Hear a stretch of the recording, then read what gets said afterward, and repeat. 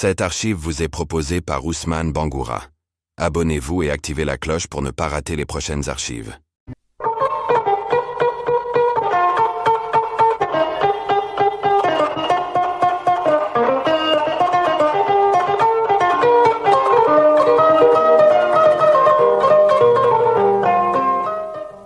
Un conte pour une nuit.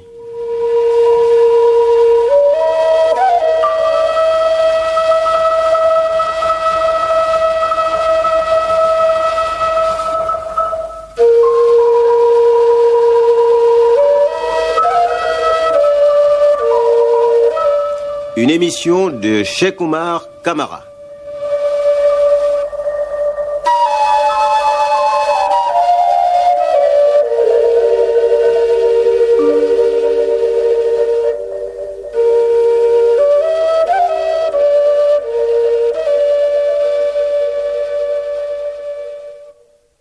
Aimables auditeurs de l'émission Un conte pour une nuit, bonsoir. Voici la première partie de la légende de Soundiata. Cette première partie est intitulée Do Sigi ou le buffle de Do.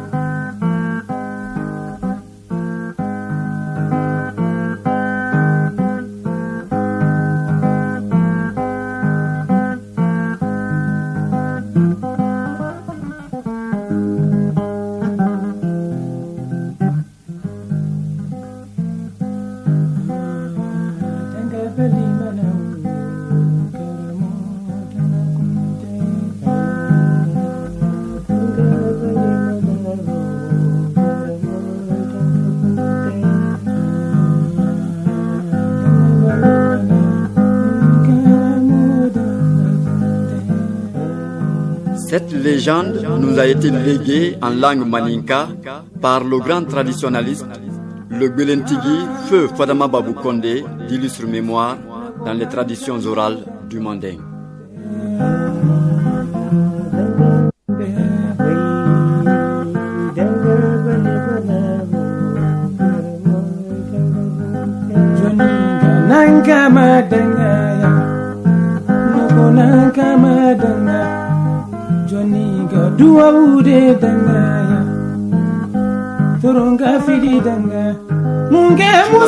Fadama Babou Condé, griot depuis le grand-père au grand-père de mon grand-père Frémour Condé, qui était le griot de Imurana Keita, fondateur de Amana, Kouroussa. Imurana Keita était le fils de Mandemori, lequel était le frère de Soundiata Keita, Sogolon Diata, Narimaran Diata, Yanimabori Diata, Yarakuru Diata, Mari Diata, l'empereur aux noms multiples, fondateur de l'Empire du Mali. Je suis la source de la parole, le cours de la parole, l'affluent et le confluent de la parole, le fleuve de la parole, l'océan de la parole, le maître de ses miracles et de ses mystères. Je suis fort de toute la magie du verbe, car au Manding, il y a bien des verbes qui tuent, il y a des verbes qui guérissent réellement, des verbes que je peux conjuguer à toutes les personnes et à toute la nature. Ma voix pénètre même l'instinct des animaux. Quand je parle sous l'arbre à palabres, les oiseaux se taisent d'abord dans les taillis. Ensuite, les hommes ayant la paix dans les oreilles m'écoutent attentivement. Mon nom est précédé de celui de mon village Fadama. Au Manding, voyant terre des mémoires, le nom d'un intrépide cavalier n'est jamais court. Il est toujours prolongé, précédé de celui de sa mère à qui il doit la vie, précédé de celui de son village aussi, et quelquefois de ses exploits. Je suis connu tout au long du Haut-Niger.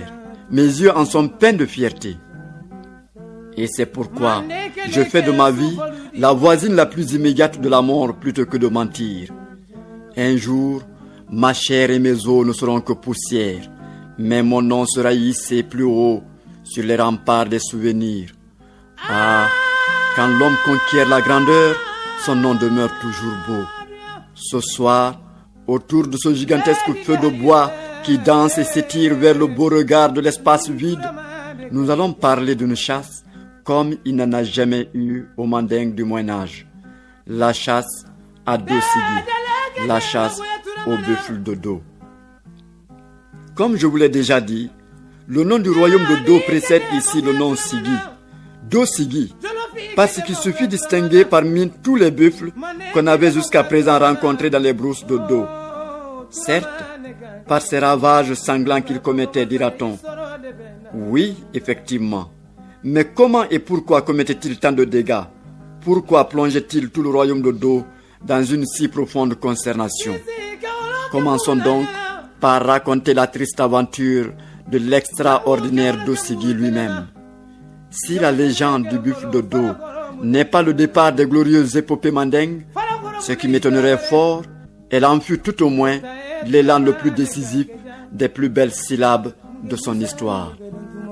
Cette archive vous est proposée par Ousmane Bangoura. Abonnez-vous et activez la cloche pour ne pas rater les prochaines archives.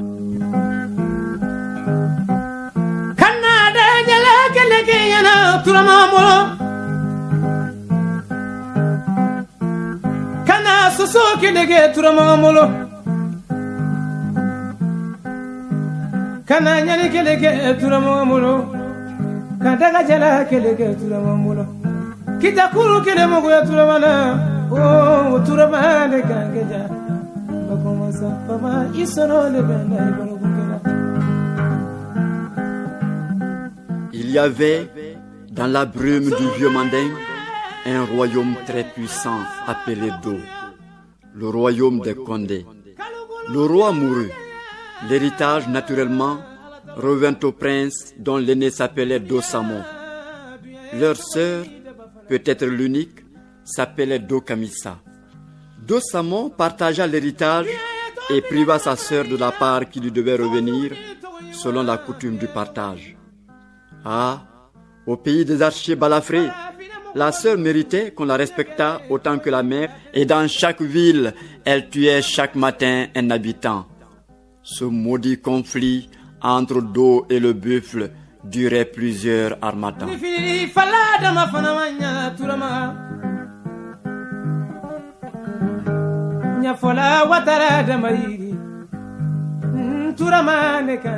Il va sans dire que la tension du buffle de Do gagnait du terrain.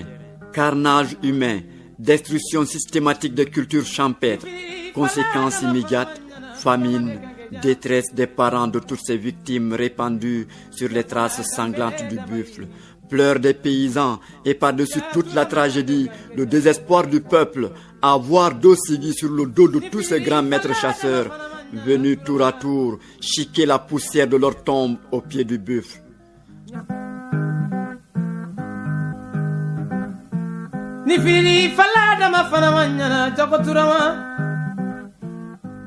Sans 107 Simbo, 107 maîtres, et parmi les plus célèbres du Manding, avaient tragiquement disparu dans leur audience aux vengeurs téméraires.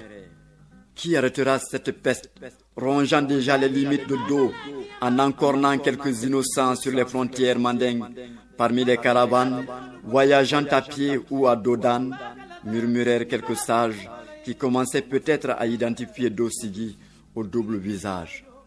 Les royaumes voisins se méfiaient maintenant de toutes les routes menant à Do. D'Afolo, la capitale, comme une orpheline abandonnée au froid de son anxiété, isolée, totalement coupée de toute relation, semblait maudire la source du malheur. Do Samo, le prince héritier, avait effectivement perdu ses plus intrépides cavaliers et avec eux tout le prestige royal. L'armée affaiblie, Do en insécurité, dommage pauvre roi. Dosigi avait sévèrement puni l'injustice fratricide. Les conséquences, tout Do en a pâti à flots sanglants.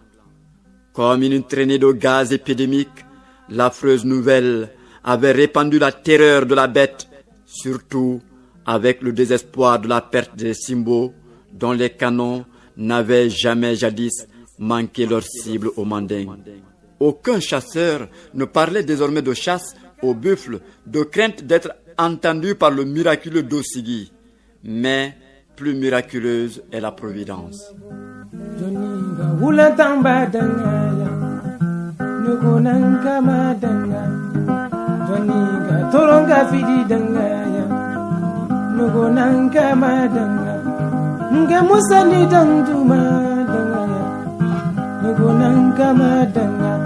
munge musani dantuma dangaya nugunan kama danga mali yanuna keba kele dangaya nugunan kama danga mali yanuna kisetiki danga balimana wo. Voici qu'un beau matin, la maladie de l'héroïsme s'empara de deux jeunes gens, deux jeunes chasseurs. Quoi? Un buffle? Un simple buffle? Pour proie toute nous contrer? Non, ce n'est pas un buffle, mais plutôt un moqueur auquel nous allons fermer la gueule. Il faut absolument freiner cette folie du soleil, s'exclamèrent les deux fils de la mère Moké.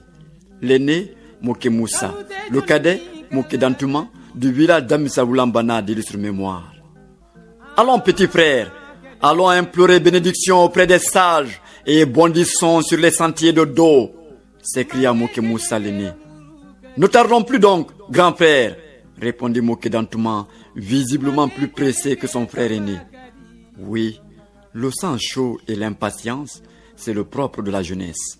Le jeune Moké Dantouma aurait voulu dès maintenant se retrouver à Dafolo, la triste capitale, endolorie par les cris fatals des innocents. Il aurait voulu demander au roi d'Ossamon l'aventure cyclonale, ravageant ainsi les hommes, les champs et tous les espoirs du peuple.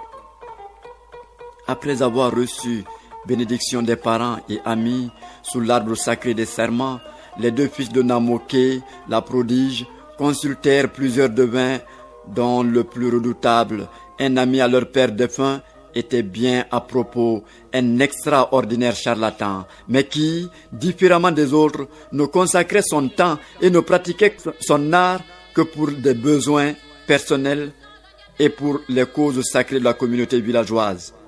Ce dernier leur fit connaître beaucoup de chemin. Les galets du devin avaient effectivement décrit l'aventure et l'itinéraire des deux frères. Ils firent le même jour tous les sacrifices recommandés, fièrement vêtus de leurs cérébous ou tenus de chasseurs, beaux de corps, audacieux de cœur. Les deux levins d'une aube nouvelle se prosternèrent aux pieds de leur mère qui, rendue muette par l'émotion, versait convulsivement des larmes. Étaient-ce des larmes comme celles qu'on verse à regret dans la mélancolie des séparations? Peut-être oui, peut-être c'était plus intensément ces larmes qu'une mère africaine a toujours versées pour laver la poussière aux élans de ses enfants dans cette vie de subterfuge qui trahit trop le naïf. Aujourd'hui, au nom de tous les dignes fils du Manding, Moké Moussa et Moké Dantouma laisseront Damisaoulambana natal derrière eux. Ils bondiront sur la route du destin pour Dafolo.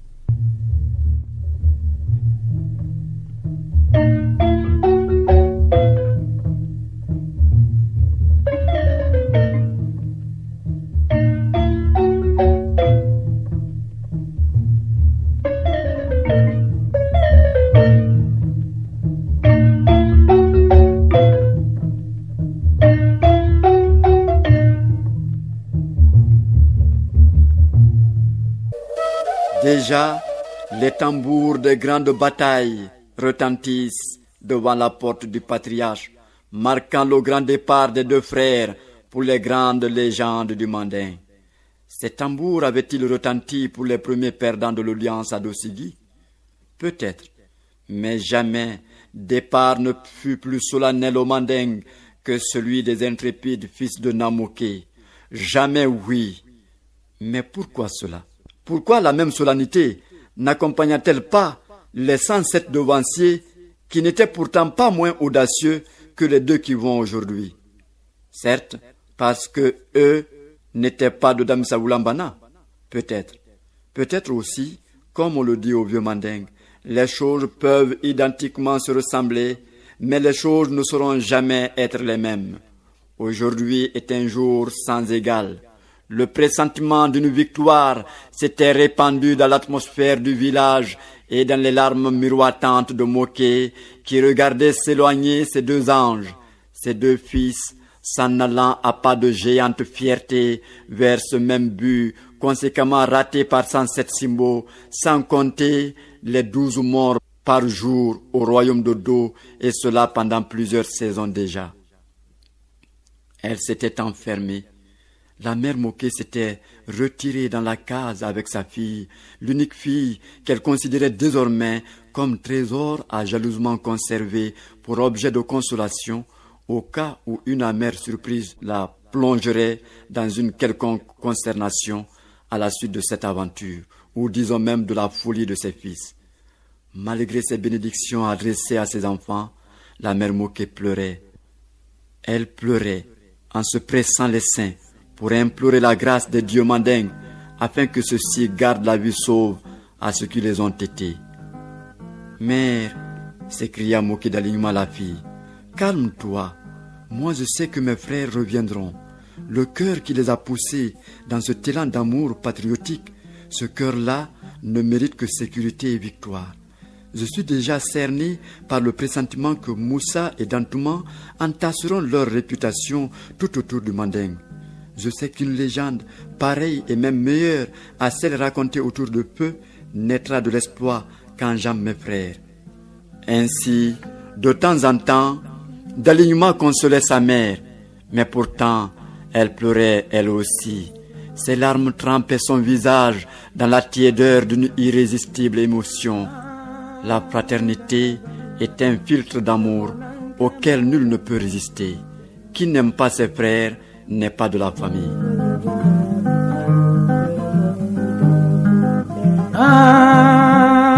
Danga balimana, nogo tolonga fidi danga kunde. Danga balimana, Joninga nanka madanga ya, nogo nanka madanga.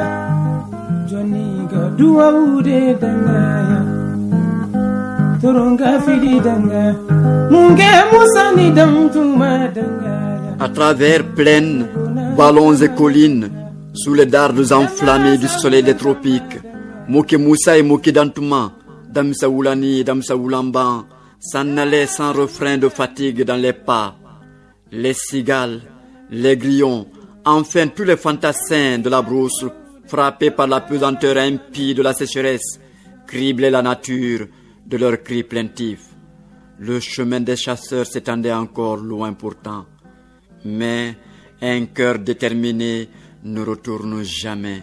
Aucun obstacle ne saurait gagner raison de l'objectivité des fils de Moké. Retrouver le buffle et l'abattre, restituer la paix à Do, voilà tout, à quelque prix que cela coûterait. Du reste, les héros s'en fichaient éperdument. La peur n'est qu'une source de lâcheté. Do Sigui agissait toujours dans la colère de sa frustration. Serait-il que deux fous marchaient sur Dapolo pour le retrouver et lui porter leur coup de maître? Peut-être oui.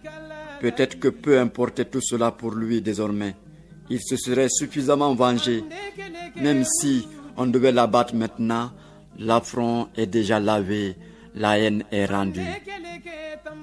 Le devin de Damsa Oulambana avait raison, s'écria Dantouma, toujours plus enthousiaste que son frère, qui certes ressentait quelques pointes de la fatigue le piquer dans les tendons. Non, apparemment plus clair, ce n'était pas une fatigue. Moké Moussa devait certainement nager dans les nuages d'une profonde méditation. En effet, au flanc de chaque carrefour, les tombes de 2 ou 3 chasseurs. Il y avait de quoi réfléchir, de quoi méditer pour Damsa Oulambana. « Que veux-tu dire, jeune frère ?» demanda-t-il quand brusquement revint son attention à son interlocuteur, Moké Dantouma, perdu dans la contemplation de la belle savane, s'étendant entre leur village et Do, remarquant aussi les signes révélés par les galets du sage consulté. « Rien, répondit Dantouma, sinon que notre chemin est bien, grand frère. L'épreuve du devin se manifeste ça et là devant nous. Ces serpents qui traversent la route, ces singes qui vadrouillent de rivière en rivière, et le tout confirmé par ce que dit le chant des oiseaux que tu comprends bien, grand frère. En effet, Moké Moussa devait certainement comprendre l'art de présager les aventures d'un chasseur selon les chants d'oiseaux, comme tous ses pères mandingues, même de nos jours. Mais d'abord, prêtait-il attention au message qu'émettaient si tangiblement ces oiseaux de Dantouma? Assurément non. Notre grand frère devait avoir un insecte bourdonnant derrière la tête pour être si excédé de mélancolie. Devait-il penser déjà au prochain contact avec le redoutable buffle dans si peu de jours? Ça devrait être très réellement le tourment accablant la cervelle du fils aîné. Mais comment appeler les choses par leur nom quand on sait qu'un grand frère au mandingue doit servir d'exemple dans l'intrépidité la plus noble des vertus d'un homme de champ de bataille?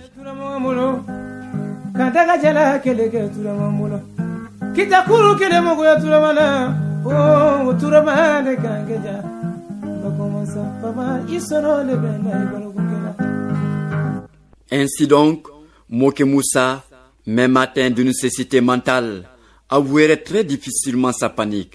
Il garderait la bonne face impersonnelle.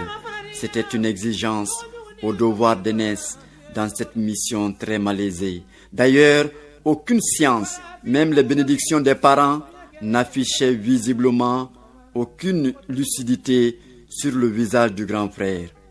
Il marchait. Les deux frères marchaient vers la cible noire. Ils approchaient de plus en plus le vainqueur cornu.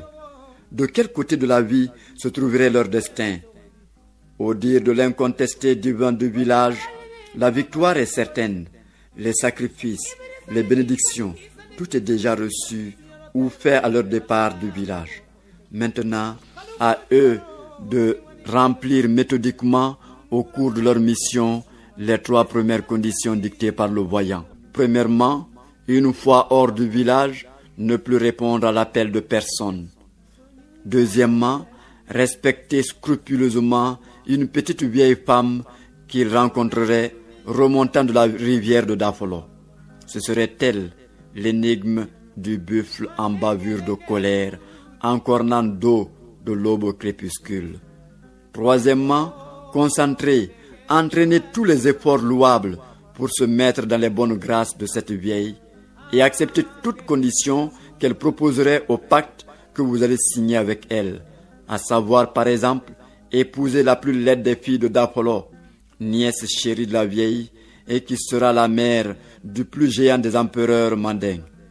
Et voilà tout ce que Moké Dantouma escomptait, décomptait en synthèse du droit au but visé, du reste au diable peur, hésitation ou fatigue. Ainsi, le fouet de l'audace frappait le sang chaud de la jeunesse. À pas de gaillard, les frères avaient presque déjà vaincu la plus longue distance pendant 4 jours de marche. Oui, ils avaient marché, galopé, rampé peut-être, mais les fils de Moké, la prodige, atteignaient déjà la zone opérationnelle. D'où le pauvre royaume s'étirait dans l'anxieuse immensité du silence répandu sur sa généreuse splendeur d'illustre mémoire. Les aventuriers apercevaient déjà les toits des cases précédant Dafolo dans tout le nouveau s'offrant à leurs yeux. Atteignons ce village et passons-y la nuit, conseilla l'aîné au nez rompu par cette hardiesse du chemin que commençait à ressentir même le jeune Dantouma. Ils y arrivèrent, passèrent la nuit chez le premier hôte rencontré à l'entrée du village. Si le mandingue fut dans l'histoire l'affirmation même de la grandeur africaine, c'est non seulement parce qu'il fut une terre guerrière, mais aussi et surtout celle des plus hospitalières. Peu avant les premiers pleurs du coq, une voix les interpella, une voix comme si elle venait de partout et de nulle part autour d'eux, une voix qui s'affaiblissait et s'éteignait comme trempée de rosée, derrière les cris assourdissants d'une farandole d'oiseaux nocturnes et dans le concert aigre des insectes qui n'ont aucune heure pour se taire un peu. Moké Moussa et son frère n'étaient pas encore debout. Mais dormaient-ils encore? Assurément non. S'ils avaient quelque peu dormi dans d'autres villages du chemin, ici commençait d'eau la terre de l'énigme. Se souvenant des recommandations du devin de Damissa, les deux jeunes gens ne répondirent point. Ils n'ouvrirent point la porte. L'aube était déjà claire, mais la voix persistait, s'accrochait à leur tympan. Tout le monde entendait-il ces appels cadencés? Non, c'était l'un des mystères rôdant autour des étrangers.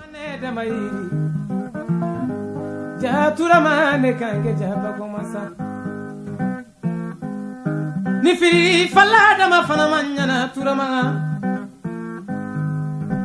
nya fala sane dama yiri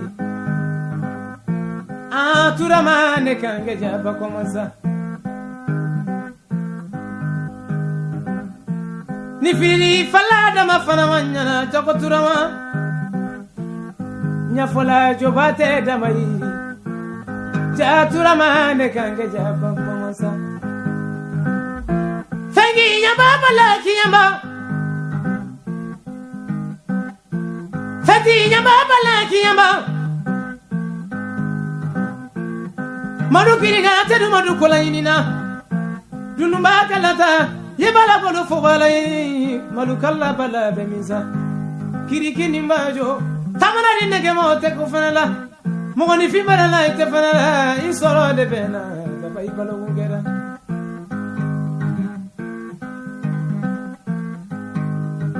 Bala boda se belayana Bala beda duguma Abala maye Bala boda se belayana Bala sera duguma Bala masa Aluka wadema Bala sabali ni bala bunumali. Les coqs avaient chanté pour la deuxième fois. Distinctement, les feuillages et les toits des cases perçaient déjà la brume matinale. L'art du jour entamait sa peinture journalière, mais les sentiers du village demeuraient encore sans nul piéton, sauf les deux étrangers qui se remirent sur pied pour Dafolo. Il n'y avait plus que 2 montagnes les séparant de cette capitale, Konkonsada et Konkognaoulé. Le soleil gravissait son itinéraire habituel, mais il ne faisait pas encore chaud. On pouvait marcher rapidement pour arriver à Dafolo, Koninké, envahi par les femmes et les jeunes venus laver des habits ou puiser de l'eau. N'auraient-ils pas voulu, eux aussi, se rafraîchir la peau cuite par le soleil? Qu'est-ce qui les retenait alors de se jeter à l'eau? Trouvaient-ils dangereux de jouer avant la victoire? Peut-être oui, peut-être aussi leur cérébou de chasseurs étant une tenue travaillée de fétiche.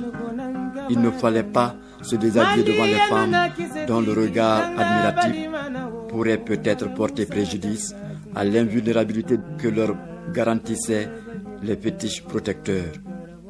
Ils s'éloignèrent donc de l'amont si pris d'assaut par les femmes pour se retirer en aval où un buisson très compact donnait une ombre si douce sur la partie la plus profonde de la rivière. Aucune femme ne se trouverait là. Aucune. Ils voulurent donc se jeter à l'eau, quand brusquement, une très vieille femme, répondant typiquement à la description, au portrait tracé par les galets du devin, apparut devant eux, à une distance telle qu'on ne pouvait la saluer qu'en l'approchant un peu plus. Avec la présence de cette femme, n'est-ce pas que la chasse commençait? En effet, oui, car cette rencontre est une délicate entrée en matière. À la moindre incartade, toute la chasse peut être vouée à un échec ou à une dangereuse remise en cause. Alors, prudemment, poliment, les hôtes de Dafolo abordèrent la femme qui, sans se préoccuper de rien, continuait de balancer ses pieds dans l'eau en attendant que sèchent ses habits au soleil. Sa figure, aux propos rides, incarnait une misère noire, à vrai dire, et cela frappa le cœur aux 2 jeunes gens très réellement touchés. Il était temps d'appliquer la 2e recommandation, entourer la vieille de respect absolu jusqu'à tomber dans ses bonnes grâces, car seule la politesse pouvait mener le char à prendre l'empire du mystère de Do. Mais, comme tiquée par l'impertinente présence des étrangers à ses côtés, elle rangea son linge dans une corbeille qu'elle porta furieusement sur la tête pour s'en aller.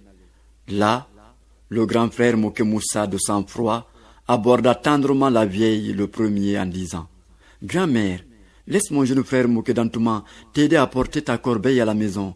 Le travail que tu viens de faire est trop cassant pour ton âge. » La femme ne fit aucun signe en guise de réponse. Pourtant, Moussa Nimbala d'Amissa Oulamban ne se découragea pas. Et à deux, ils arrivèrent à se faire accepter par la femme. Ils se dirigèrent vers Missidi Sanankoro, où se trouvait la demeure de la vieille. Chemin faisant, Damissa Oulani souffla à son grand frère le désir d'aller annoncer leur arrivée au roi d'Osamo d'Apollo. Ils se quittèrent sur la mission ainsi partagée. Le grand frère accompagna donc la femme à la maison, accordant ses pas à ceux de sa proie.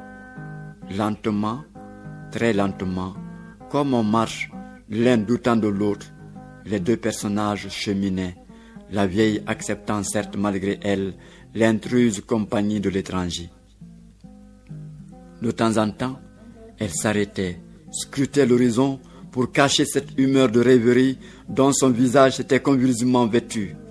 Serait-elle à présent sans inquiétude? Non, la vedette de Do ne pouvait être si naïve.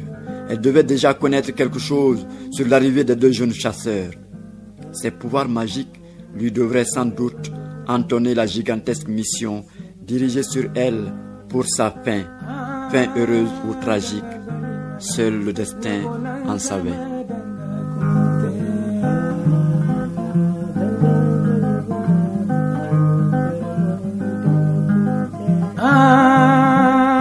Danga balimana nogo tolonga fidi danga kunde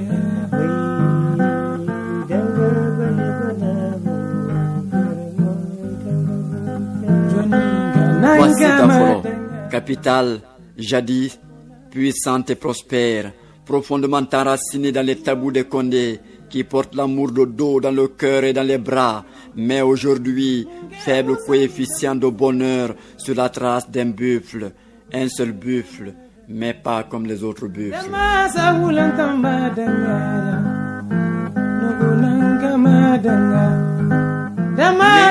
Entre le roi et sa sœur, la princesse d'Okamissa, qui a raison, qui a tort? Dans un procès impartial, nous dirons que la sœur Kamissa a certes exagéré, mais c'est d'une toute petite graine que naît le baobab.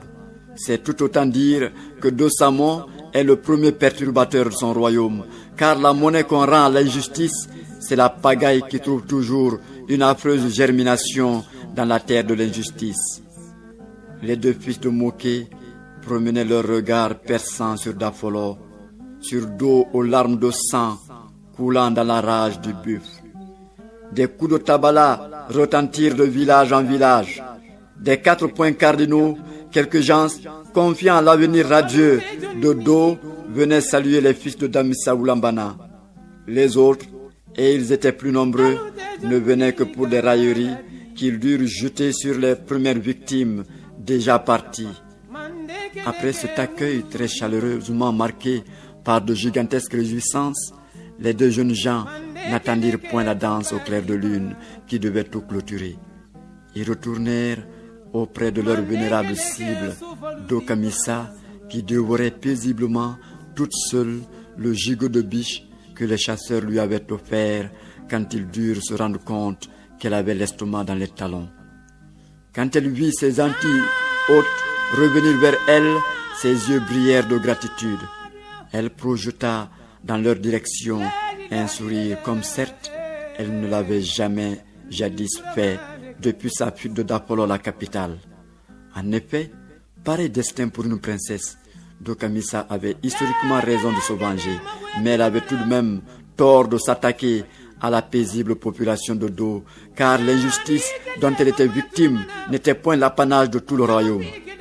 Il ne fallait donc pas s'attaquer à tous ces innocents sous prétexte de se venger d'un roi. murmurèrent les malins chasseurs munis de la politesse, l'arme la plus dangereuse, celle qui gagne toutes les âmes fortes aux Mandingues.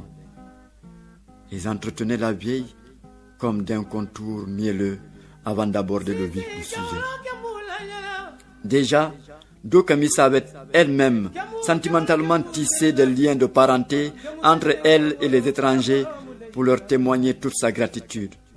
D'ailleurs, n'avait-elle pas maintenant une idée d'une présence si présente, la présence effective et décisive de deux frères dans un même champ de bataille, deux frères déterminés à priver leur mère d'enfants ou à exterminer à jamais le mal qui porte la rouille tétanique dans la vie d'un peuple? Non, Do Kamisa ne pouvait ignorer que chaque aube est mère d'une fatalité. Elle a apporté assez de réveil tragique à Do pour l'ignorer. Mais mourir n'était plus une crainte dans le cœur de celle qui s'est en vengée. Cependant, un seul souci pendait à toutes ces profondes méditations et semblait émouvoir la femme buffle. Laisser Sogolon Condé sa protégée, sa mari.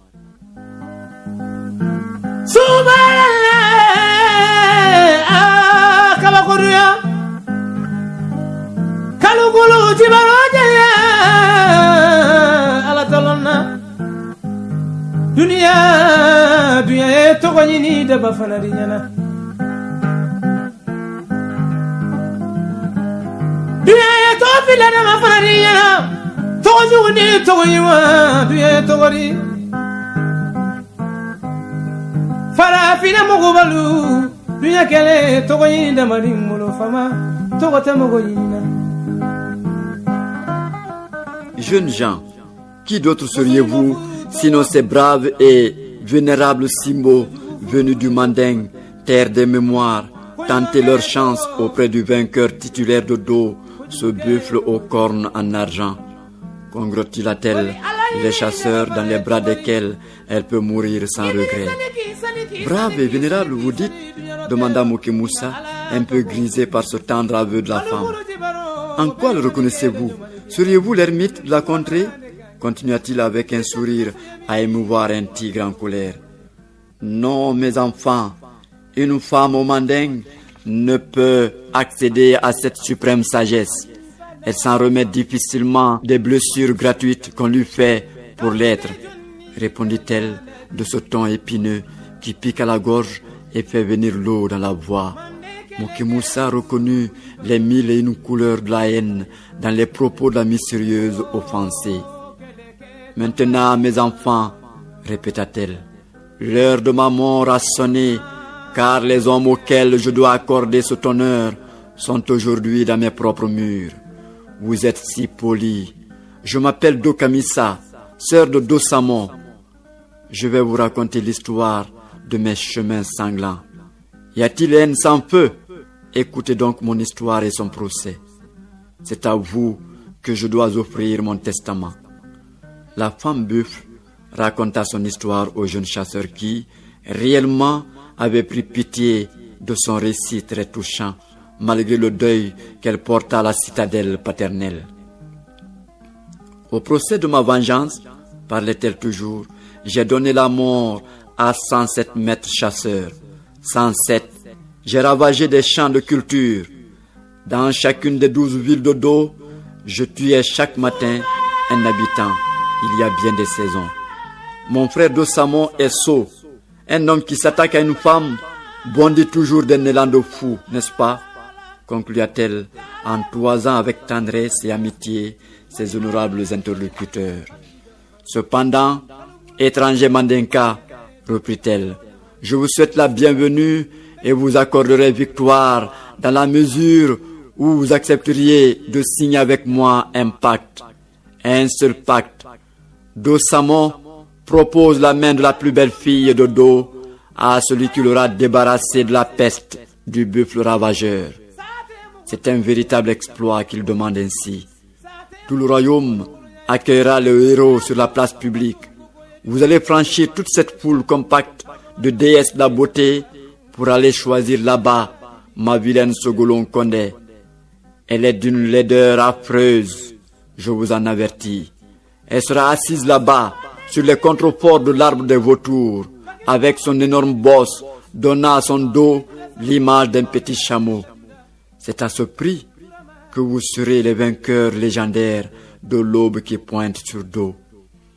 Je vous garantis qu'elle sera une femme extraordinaire. Elle mettra au monde l'enfant de la plus belle légende du Manding. Avec cet enfant, votre Manding sera une terre semée d'illustres mémoires. Le feu s'allumera autour de noms immortels. Enfin, acceptez mon pacte. Le destin vous donnera la suite de l'histoire. Jamais fils de son temps ne sera plus grand, ni même égal à cet enfant. N'essayez pas de trahir ce pacte, mes enfants, car Sogolon Condé ne vous le pardonnera pas. Elle est autant capable que moi. Elle est mon double. Mokédantouma jura sur Sani et Contron, tous deux génies des chasseurs mandins. Il jura d'épouser Sogolon après cette victoire. Alors Dokamissa, la femme buffle, retira d'une corbeille les symboles de sa puissance magique. Une quenouille, une pierre plate, un œuf. Tenez, mes fils, rendez-vous demain dans la plaine de Ourantamba. En remettant chaque objet, elle formulait en sourdine des incantations. Mokédantouma s'intéressait plus à tout cela que son grand frère. Demain, continua-t-elle, dans l'immense plaine de Ourantamba, vous me trouverez en train de causer les derniers dégâts de ma vie sur les récoltes de Dossamo.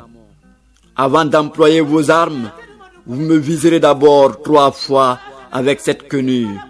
Mon corps tremblera, je vous pourchasserai. Alors, vous laisserez tomber derrière vous la quenouille. Ensuite, quand je serai tout près de vous, jetez la pierre plate elle aussi.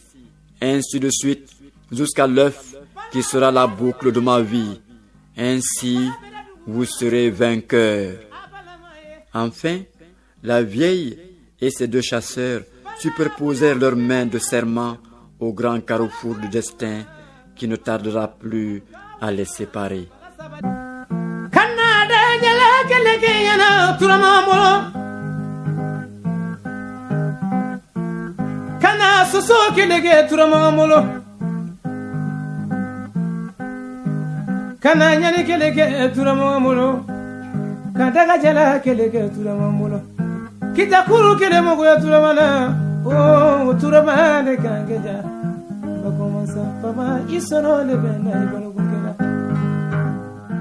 Dantouma, rendu ivre de joie par l'ampleur de l'entretien secret avec la femme buffle, emballa soigneusement les trésors mystiques dans sa ceinture d'étoffe afin de ne rien oublier des recommandations faites par la vieille. Les 2 frères attendaient impatiemment, mais non sans inquiétude, le jour du grand procès. Dafolo prenait toujours son bain d'espérance dans la grande présence des 2 étrangers. Cette espérance débordait Dafolo la capitale. C'était Do et ses 4 points cardinaux qui en étaient baignés. C'était aussi le Manding entier, saisi de la nouvelle, qui espérait. La nuit tomba avec les merveilles de la brousse au clair de lune. Le tout-puissant tisserand céleste perfilait ses joyeuses étoiles dans le firmament. Quelques hiboux ululaient dans les figuiers sillonnant les hameaux voisins. Les âmes veillaient-elles ici? Peut-être seulement celles des étrangers qui échangeaient d'idées, je crois, en langage proverbial, afin qu'il n'y ait nulle brèche dans l'encerclement de la tragédie de demain. L'aube annoncera-t-elle le jour? Demanda Mokédantouma, pressé d'accomplir l'incroyable. Petit frère, répondit Mokemoussa, dont la sagesse n'avait pas encore entièrement émigré. Sache que le ciel n'a aucune chaîne capable de menotter le soleil. Il fera jour. Il fera jour.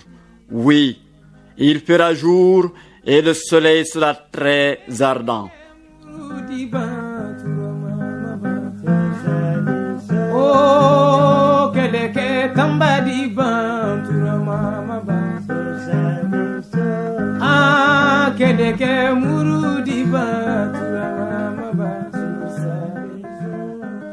Peu à peu, Une lueur humide pénétrait par les brèches d'une toiture, chavirant totalement dans sa décrépitude. Les animaux beuglaient, bêlaient dans les enclos. Dafolo avait ouvert ses paupières, ses lourdes paupières remplies de pleurs dans la fraîcheur matinale de la rosée. Tout offrait une vibrante hommage à la nature. Et d'ailleurs, le soleil montrait maintenant son front luisant à travers les cimes touffues des géants de Dafolo. Tout devenait de plus en plus clair. Le soleil domine si vite les savanes. Déjà, les deux aventuriers gambadaient dans les sentiers vers la dangereuse cible de dos, cible fétiche trempée de sang sur toutes ses traces. Après une demi-journée de marche, la plaine de Ourantamba abritera dans ses roseaux le dernier face-à-face entre le buffle des buffles et les chasseurs des chasseurs. Il marchait audacieux, téméraire. Plutôt, Dantouma marchait audacieux, car l'aîné Moussa n'avait plus confiance au serment de Dossigui. « Petit frère !» s'écria-t-il, « j'ai le pressentiment que ce phénomène diabolique veut nous jouer un sale tour. L'épervier qui emporta le mortier ne saura rien pardonner au pilon. N'avait-il pas tendu pareil piège à nos célèbres prédécesseurs ?» Moké Dantouma, que d'autres traditionnalistes appellent aussi Damissa Oulani, répondit à son grand frère, lui aussi appelé Damissa Oulamba, ce qui signifie littéralement le petit Damissa pour le jeune frère et le grand Damissa pour le grand frère. Damissa est le nom du village des héros. « Que veux-tu dire, grand frère? Voudrais-tu que nous ayons marché une semaine pour rien ?» Alors, le calme revint sur toutes les deux lèvres en attendant le chemin à parcourir. Nyafola watara damairi turamane kange jaba komansa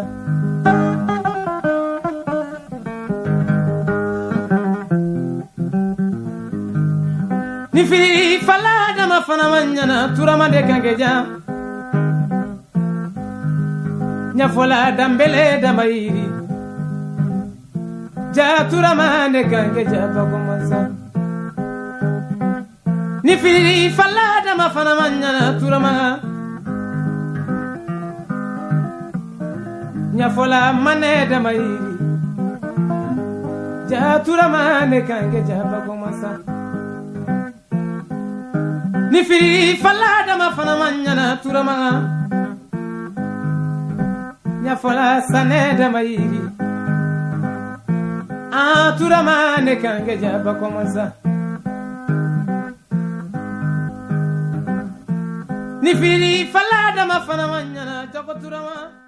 Dans le temps, messager de l'espace, les jours naissent, brillent et passent, apportant et emportant dans leur flot mourant l'histoire des hommes à travers les vents. Au registre des événements, c'est cela la vie au cri des jours et la splendeur des nuits. Ce jour-là, le soleil jetait sur Ourantamba ses dards vacillants dans tous leurs éclats. Comme atteint d'une dépression mentale, le royaume de Do, en ce moment crucial, brûlait dans l'allure impie de la saison sèche. Grillé et confondu à trop d'effroi dans ses brèches, il trimbalait maintenant son dernier espoir dans l'aventure des deux étrangers d'hier soir. Deux frères, deux maîtres chasseurs certes, absolument nantis d'une détermination toute ouverte, gagner ou perdre dès aujourd'hui les vertus de cette savane jonchée de cris.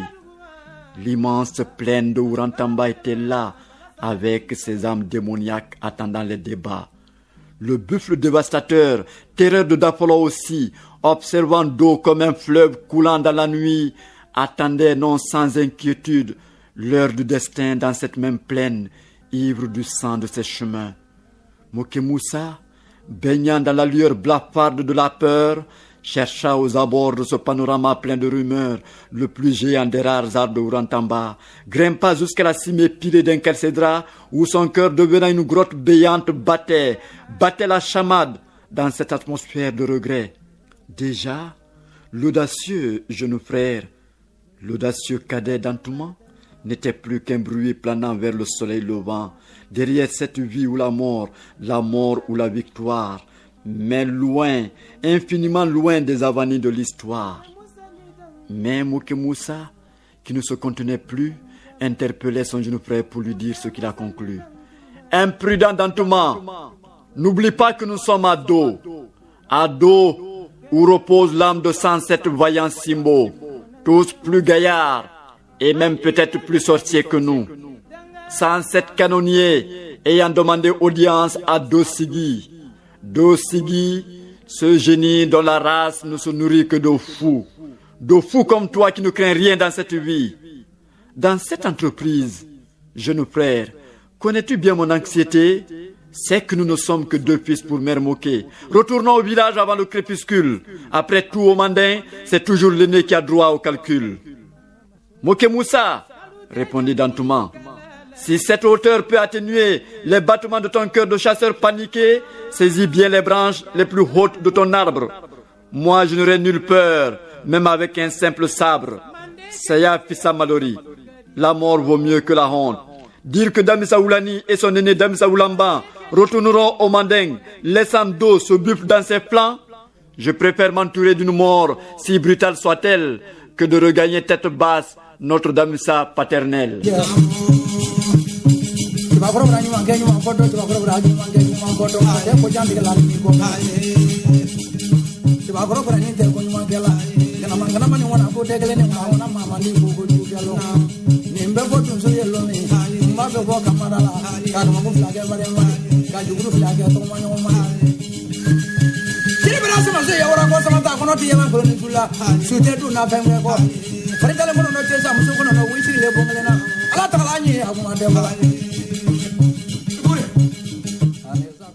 Tandis que le temps s'effeuillait dans les champs de cigales, Moké Dantouma guettait le buffle qui portait le coup fatal. Bien cramponné entre les branches du géant de cette plaine, Damissa Oulamban tremblait déjà pour lui-même et pour son jeune frère Damissa Oulani. Soudain, le poltron aperçut le buffle broutant les semences de Dossamon. Ses cornes et sa queue en argent brillaient au grand soleil des tropiques. Moussa était paniqué à tel point qu'il voulut crier, si ce n'eût été sa gorge étranglée d'émotion qui ne put produire aucun son. Alors il se résolut à regarder son jeune frère comme un homme sain qui médite d'un fou. La grandeur de la plaine, le mystère du buffle, la peur de l'aîné et la témérité du cadet constituaient un indescriptible panorama donnant trop de suspense sur la vie de chaque âme qui vive là. Le mystérieux buffle, serait-il que les chasseurs étaient déjà là et l'attendaient? Non, que Moké Dantouma l'attendait, car on ne peut parler de cet autre chasseur tremblant à la cime du Calcédra. Damissa Oulani, à pas feutré, approchait la cible, lucide et vaillant, engagé dans la voie de l'exploit. Quand il fut à proximité du danger, à un endroit précis, aucun obstacle n'arrêtait son tir, il sortit la quenouille de son sassa et exécuta la première recommandation de la vieille. Ce premier appel fatal reçu, le buffle renifla rageusement, étourdi par la balle magique du destin. Le chasseur prit l'écart pour exécuter la deuxième recommandation. C'est alors qu'un buisson compact de bambou surgit pour ralentir les bonds cambrés de l'animal fonçant sur le jeune chasseur. Le chasseur et le chassé, lequel des deux était aux prises au jeu de la mort.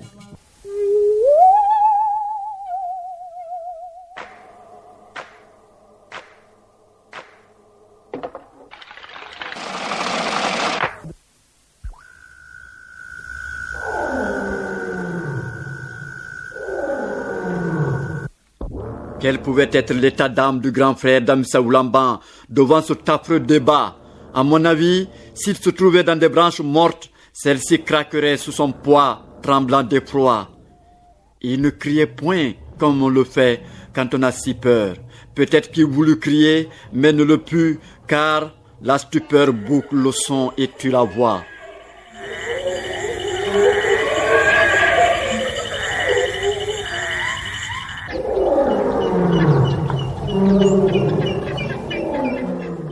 Damsa Oulani lui-même gardait-il toujours confiance aux recommandations et au pacte signé avec la femme buffle? À mon avis, non. À cet instant, l'on ne pouvait être qu'un courageux type attendant dignement la mort comme lui.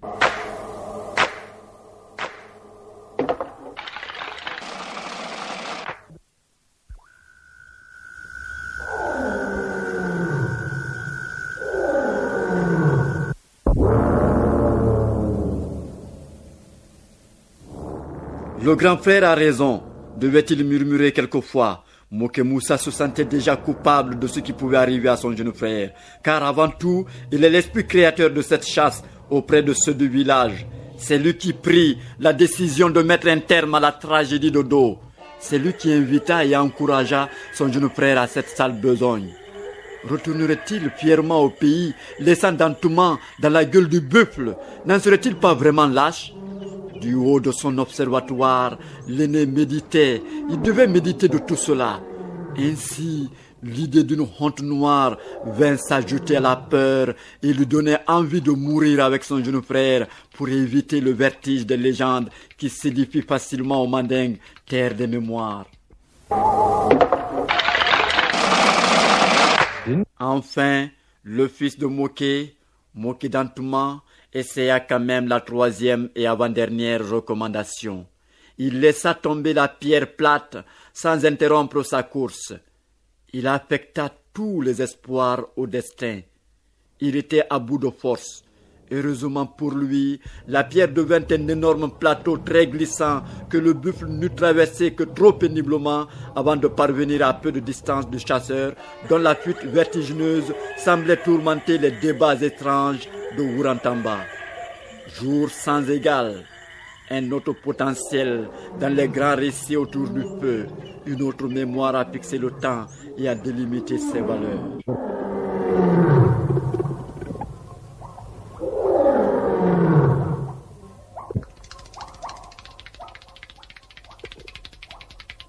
Maintenant, la dernière chance, le dernier jeu de la mort, c'est l'œuf qui devait interpréter le destin. Qui sera la victime?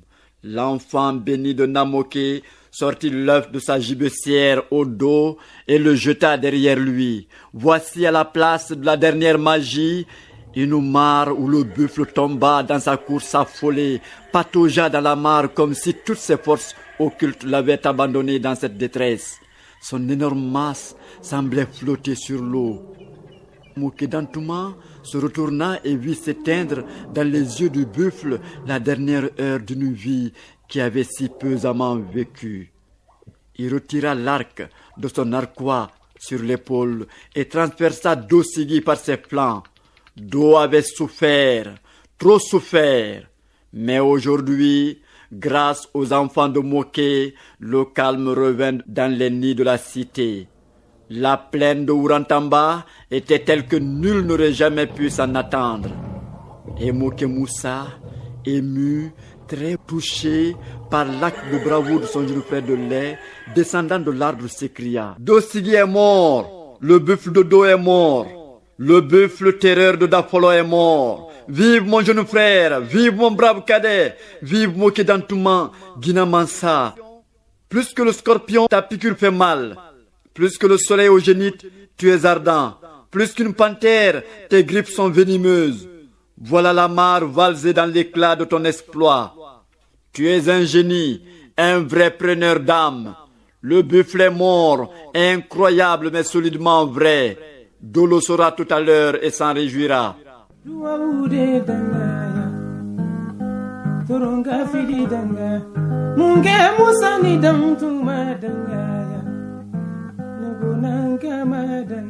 Vous venez de suivre la première partie de notre légende, Dosigui.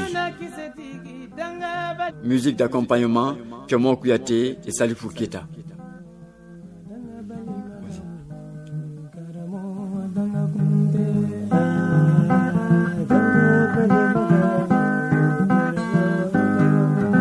Suni balaladi turamakama Kalute Johnny kalaladi turamakama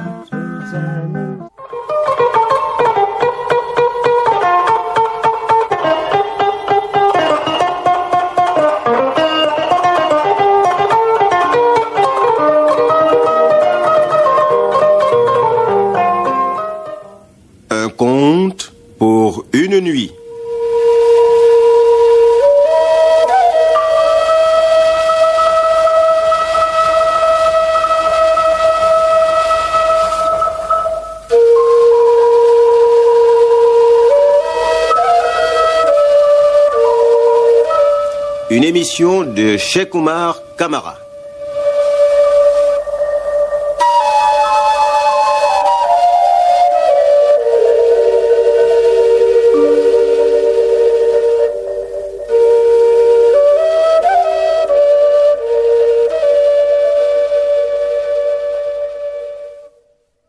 Cette archive vous est proposée par Ousmane Bangoura.